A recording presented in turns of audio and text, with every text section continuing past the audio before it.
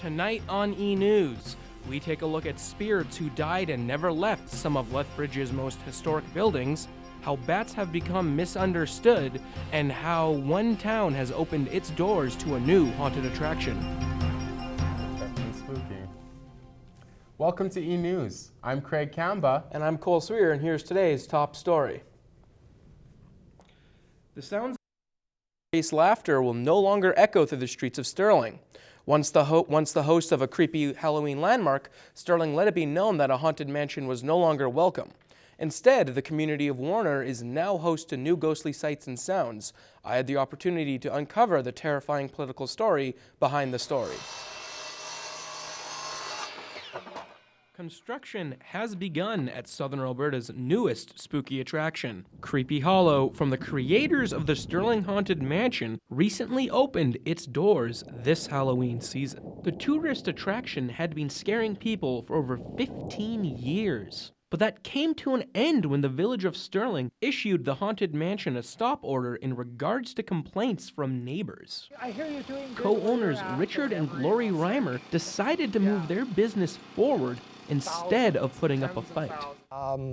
I could have taken the money instead of putting it into this place and, spent it on a lawyer, but I thought I'd do the more positive thing and just redirect and keep moving.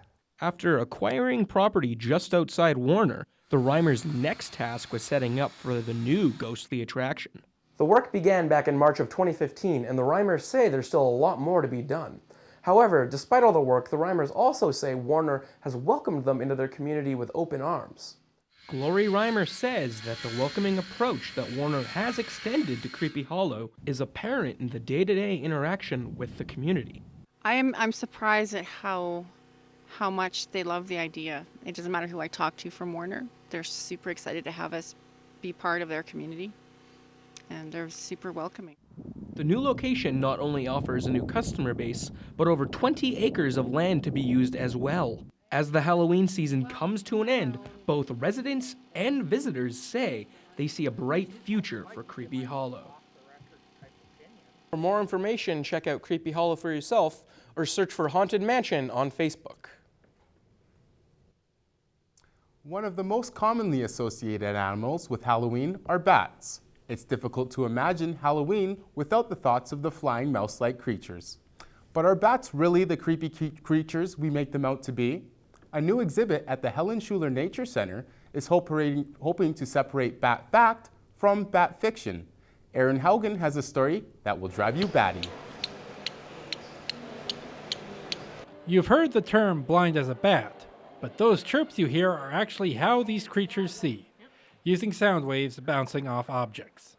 Normally, they're at too high a frequency for humans to hear clearly, but they've been slowed down so that they can be experienced. It's all part of the new exhibit at the Helen Schuler Nature Center called Going Batty, which opened on October 20th. Staff say the hands-on nature of the exhibits are designed to help all learners, big and small. We cater not only to children versus adults, but all different types of people too, right? Because some adults also learn better using hands-on. There's a chance for people to build and name bats Mr. Potato Head style, construct bat mobiles out of fishing line and construction paper, and even a chance to dress up as all types of bats, even fictional ones. I've definitely worn the costumes yet. The exhibit is designed to teach children about the role that bats play in our ecosystem.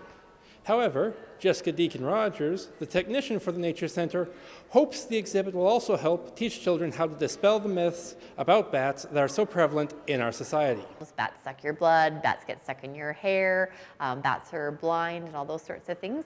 Many of those myths aren't true because bats are something people are often afraid of. There's lots of bad stories about them. For those wishing to see some bats this Halloween, Rogers says you shouldn't get your hopes up. Right now, they're really hard to see because they have all gone into hibernation.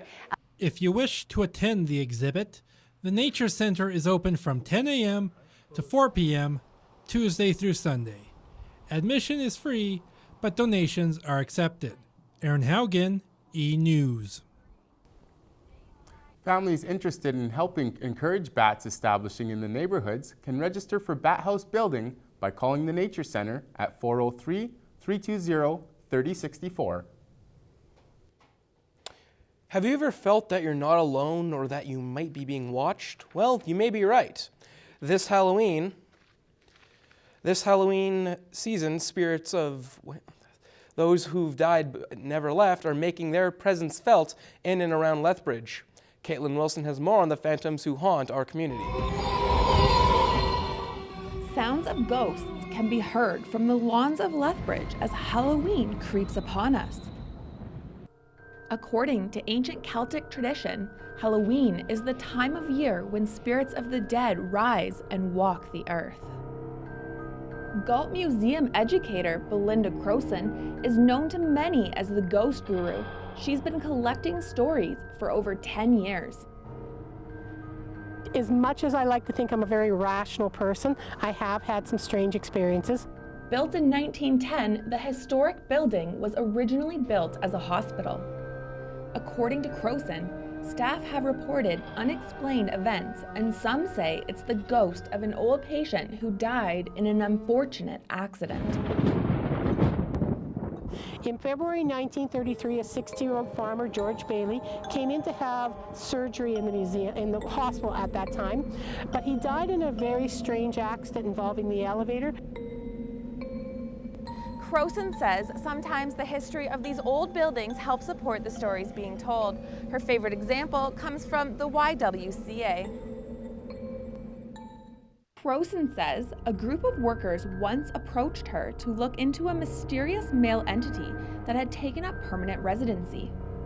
I went and researched. 2 houses were knocked down for the expanded YWCA, and in one of the houses, our first permanent dentist, Robert Chesney McClure, actually died there and had his funeral from the house.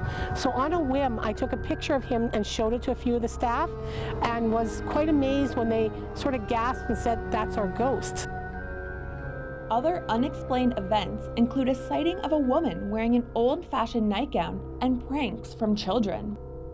Commonly heard of, a call from the top floor being called down to the front desk area of a child calling down there, and the front desk is like, well, you need to keep an eye on the kids up there, they're playing with the phone. That's happened when there's been no children at the Y. Whether or not the ghosts of Lethbridge actually exist is not what matters for Crowson. She simply wants people to know the next time they find themselves in one of Lethbridge's historic buildings, they may not be alone. For eNEWS, I'm Caitlin Wilson. The Galt Museum and the YWCA may not be the only buildings with reported spirits. In fact, Crowson says 34 buildings in our community have ghost stories attached to them. As Halloween approached, Lethbridge was looking for ways to spook things up. The first ever Moonlight Spectacular was held at Fort Whoop-Up and is just one example of some of the ways the community got into the spirit. Tanya Plain-Eagle reports. Things are creepy in southern Alberta as Fort Whoop-Up prepares to host the first ever Moonlight Spectacular. The event was filled with thrills and chills for everyone to enjoy. If you are one who was into creepy adventures, this might be the place for you. The haunted hayride was a hit, and many people seemed to enjoy this frightening experience. Horses like Buster and Pete have helped set a particular tone throughout the outing. They've been coming around the horses lots, and I mean all the kids volunteering and the ones visiting, they all love the horses, and it's just the horses kind of bring a calming effect to the scariness of the event. The hayride wasn't the only thing present at this event. Children seemed to enjoy the face painting aspect. Amanda Palin is known to paint faces at Sterling Haunted Mansion. She enjoys painting her own face and scaring people with her own art. But in the slow nights, I would do my own face and I would be a spook. Oh my gosh, it's so much fun scaring the daylights out of people. She then goes on to say that it's an addictive feeling to scare people. Being silent is one technique that gets spectators scared every time. The best way to scare was not being out and loud, it's actually sitting back, and then they kind of get up close to you because they're not sure if you're a mannequin because there's mannequins all over. As the sun sets and the mysterious beings come lurking out, you can enjoy a bonfire where everyone can keep warm and enjoy all what Moonlight Spectacular has to offer. Elementary students around Lethbridge are involved in a pumpkin carving contest. Their creative designs are showcased in front of these stores here at Fort Whoopop. After the event is complete, winners will be titled for Best Pumpkin in Lethbridge. For eNEWS, I'm Tanya Plain-Eagle. The final night for Moonlight Spectacular will be October 31st. Local area and acrobatic troupe Circo de Neflabada will be performing. Tickets for the event are $12 per person. Coming up after the break, we take a look at how Lethbridge College students are tackling the serious issue of domestic violence, and we look at how culinary students are dishing up a 5-course meal for the opening of Lethbridge College's Garden Court restaurant.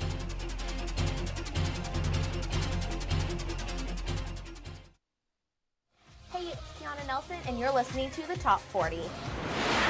Hey, this is Kyle, and you're listening to the Alternative Hour here on the Kodiak.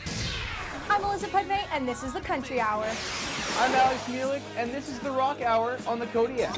Hey, this is Sam Borsato, and you're listening to the 80s at 8 on the Kodiak. It's 2 degrees at 2 o'clock. I'm Debbie Knight with Kodiak News.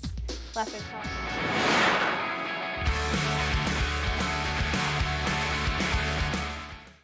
According to CanadianWomen.org, more than half of all Canadian women have experienced one instance of sexual or physical abuse since the age of 16. That means one of us has been abused. Every 6 days, a Canadian woman is killed by her domestic partner. That's one Canadian woman's life per week. If you think domestic violence isn't your issue, then think again. Because it's happening right here in your own backyard. Head to womenspace.ca to get involved in your community. Women's Space. Women. For women. Go to the store. Did you lock the doors when you left? Put the dog Did out? you turn off the stove? These are the sounds that people with schizophrenia deal with on a daily basis. At the Schizophrenia Society, they are here to help people with this disorder work towards improving their quality of life with programs like music, drama, partnership programs, and family support groups. With your donation today, you have the chance to make these programs free for people who are living with schizophrenia and related disorders. Donate today at schizophrenia.ab.ca or go to 234C 12th Street B North. Winter is coming, and the Last Chance Cat Ranch is trying to make sure all the kittens and cats are warm this year. But they only have a limited amount of space, so some cats might be left in the cold. But you can help. You can visit the Facebook page of the Last Chance Cat Ranch and learn more information about adopting. And if you feel confident enough to raise a friend, message them to start the process of adoption. With your support, we can make sure every cat and kitten is warm and safe this winter. Crime Stoppers and the Lethbridge Regional Police need your help in solving a break-and-enter and theft. Sometime between the hours of 1 a.m. and 5:30 a.m. on March 9th, suspects broke into Ultraviolet Eyewear located at the corner of 5th Street and 4th Avenue South by smashing out the front door. A large number of designer sunglasses were taken, including Dior, Jimmy Choo, Tom Ford, and Salvatore Ferragamo. The retail value of the stolen items was over $14,000, while damage to the building was estimated at around $500. If you have any information on this or any crime, please contact Crime Stoppers by any of these methods. Crime Stoppers will pay up to $2,000 for information leading to an arrest. Remember, you will not have to attend court or testify, and you will remain anonymous. We want your information, not your name. Standard message and data rates may apply.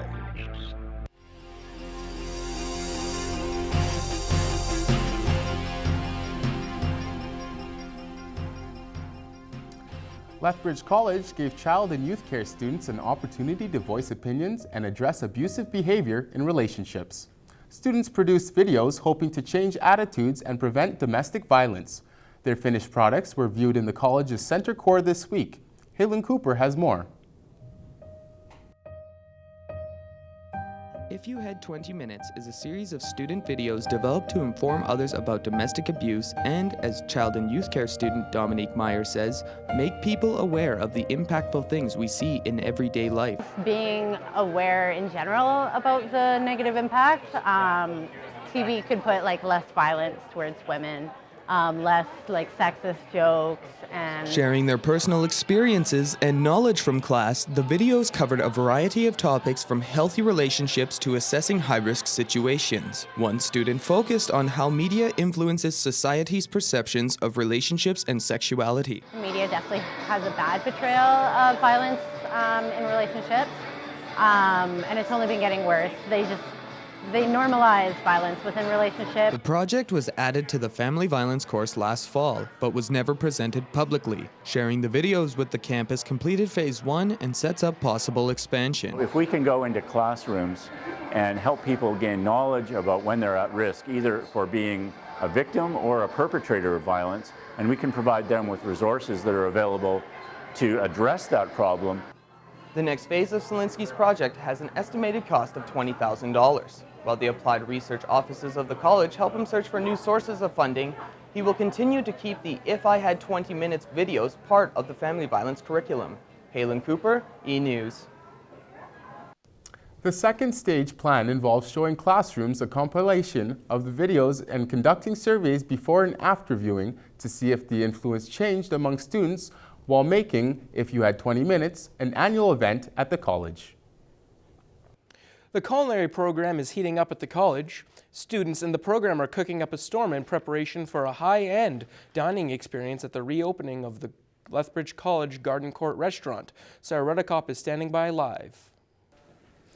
It's a busy time of year for students in Lethbridge College's culinary program. The students are fine-tuning their skills in preparation for evening dining. All of the hard work that they've been doing over the semester will soon be put into practice and evaluated. They opened the doors of their kitchen to me and let me spend some time with them while they prepare. The grill is fired up and food is sizzling at the college. Second-year students in the culinary program are preparing for the Garden Court restaurant opening. Students prepare a 5-course meal using high-end ingredients. Sauces made from scratch are included in the meal. The Garden Court restaurant is located just behind the cafeteria at the college, and it offers a fine dining experience for guests. Student Allison Wise is working on the sides and sauces portion of the meal. She hopes to one day open her own restaurant. She says the experience she is gaining will help her further her goals. Well, it gives me a chance to do management a little bit in a sense, and then it also kind of higher end stuff. So students get to work with fancier food and more modern products. The dishes they prepare are ones that they don't see on a regular basis. Students rotate through a variety of 8 different stations. One includes serving and bartending, another is a chef of the day, and the others focus on a variety of cooking techniques. Students that are chef of the day learn how to run the kitchen and lead the team. At the end of the semester, students are evaluated on their performance. Chef Stephen Clausen has been helping the students get ready for the last month. He helps students decide on menu items and fine-tune their cooking techniques. He's excited about the opening of the restaurant. Oh, I love this time of the year. This will be probably one of their more memorable parts of their 3-year journey here at the college. So I'm looking forward to their excitement and us getting to work with products that are fun to work with. And what you see on TV is sort of what you're going to get, higher end presentation and higher end products. So it's overall a fun experience for them. Wise says the last 2 weeks have been hectic. And it's been pretty busy. There's a lot of sauces and quite a bit of prepping in that. The Garden Court restaurant will be open from 5 to 8 this evening, and then it will reopen again during the second 2 weeks in November. Reservations are required and can be made by calling 403-320-3230. So Sarah, is the restaurant open to the public yet? And how much does it cost? Open to the public so anyone can attend. Tickets cost $45, and that includes the 5-course meal as well as wine and coffee. If you need any additional information, you can look it up on the Lethbridge College website under Culinary Services. Back to you, Cole. Thanks, Sarah. That's Sarah Redekop reporting live from Lethbridge College today. A Lethbridge man is sharing his experience in coping with family illness and finding comfort through music. October is Mental Health Awareness Month across the country, and I had the chance to spend time with a longtime husband who is hoping he can strike a chord with his wife, who's living with Alzheimer's disease. A longtime Lethbridge resident has taken to music to spark memories and cope with the struggles of his aging wife and Alzheimer's. Colin Coots has been happily married for over 30 years now. For the last 3 years, his wife has struggled with Alzheimer's, leaving an empty void in his life. It's just been tough to, since 79 we've been together, and 30 years later, she's in a home, right? And, I was just a total wreck. It has been 3 years now since Coots' wife Mary has been diagnosed with Lewy body dementia, an offshoot of Alzheimer's. She now resides here at the Edith Cavell Care Center, where he is able to visit her every 2 days. According to the Canadian Alzheimer's Society, 14.9% of Canadians 65 and older suffer with memory loss. Mary? No. Yeah. Who was that? I forget, it's the brother of Gerald. You remember Gerald. For what they're doing, Mary's well taken care of. Over time, Coots was hit with heavy depression, and doctors advised he should find a way out. He found a way out through music, taking up guitar lessons, and taking a leap of faith on learning how to sing. If I saw you. Voice and piano teacher Kim Calling is happy to have him as a student. As he learns to sing and play the guitar, he kind of wants to be able to perform for her one day and hopes that that can spark some memories or good times from the past. Fred Neal teaches psychology of aging here at the college and explains that music and sound can help trigger memory. So a lot of history and a lot of culture is told through, again, rhymes or songs, because, again, it can be a very powerful way of remembering.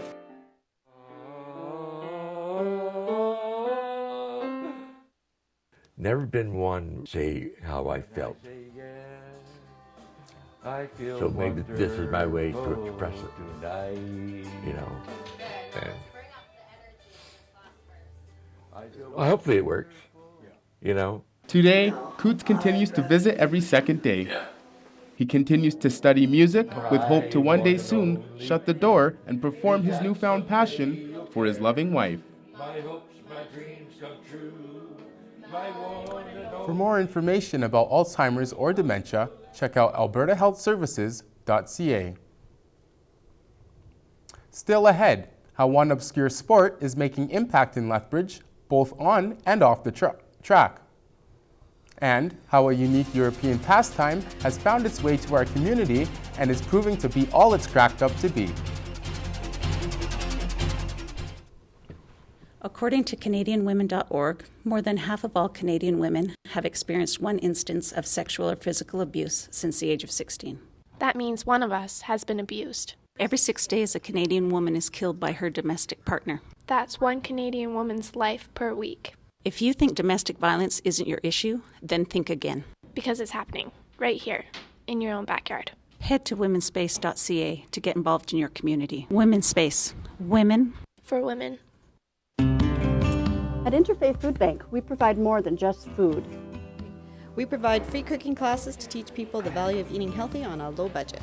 Interfaith Food Bank strives to help kids live up to their potential by offering them the chance to make delicious snacks and explore the kitchen. With the help of our wonderful volunteers, the Interfaith Food Bank can assist you in many different ways. Stop in and experience it for yourself at 1103 3rd Avenue North.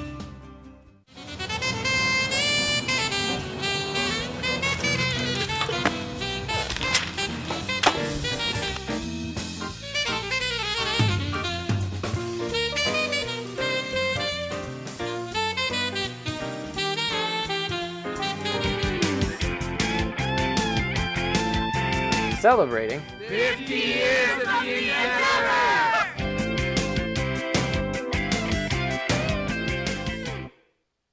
Hey, it's Kiana Nelson, and you're listening to the Top 40. Hey, this is Kyle, and you're listening to the Alternative Hour here on the Kodiak. I'm Elizabeth May, and this is the Country Hour. I'm Alex Muelich, and this is the Rock Hour on the Kodiak. Hey, this is Sam Borsato, and you're listening to the 80s at 8 on the Kodiak. It's 2 degrees at 2 o'clock. I'm Jamie Knight with Kodiak News. Lethbridge.